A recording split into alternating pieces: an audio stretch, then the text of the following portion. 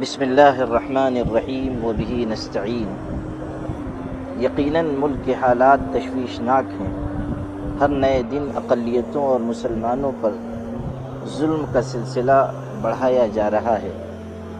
ایسے نازک وقت میں ہمت و حوصلے کے ساتھ اللہ پر توکل رکھتے ہوئے آگے بڑھنے کی ضرورت ہے۔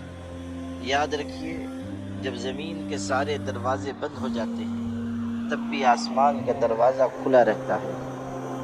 ملک کے ان مشکل حالات میں ہمیں پوری ہمت کے ساتھ، حوصلے کے ساتھ جمہوری طریقے پر اپنے حقوق حاصل کرنے کی جد و جہد کرنی چاہیے۔ ہمارے سامنے اس وقت نہایت اہم مسئلہ وقف ترمیمی بل کا ہے۔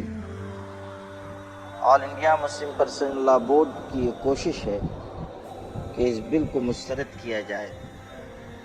اسی سلسلے میں آل انڈیا مسلم پرسنل لا بورڈ کی جانب سے 13 مارچ کو دہلی کے جنتر منتر پر ایک احتجاجی مظاہرہ کیا جا رہا ہے، دھرنا دیا جا رہا ہے، جس میں تمام ملی اور دینی جماعتوں اور تنظیموں کے قائدین اور دیگر انصاف پسند طبقات کے سے تعلق رکھنے والے افراد شریک ہوں گے۔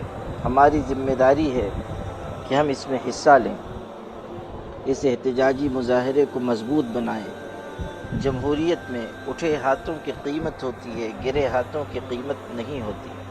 اس لیے پرامن طریقے پر ہمیں اپنا احتجاج درج کرانا چاہیے اور حکومت وقت پر یہ بات واضح کرنی چاہیے کہ ہم اپنے حقوق کی حصولیابی کے لیے ہر وقت متفکر ہیں اور اس کے لیے ہر ممکن کوشش کریں گے انشاءاللہ۔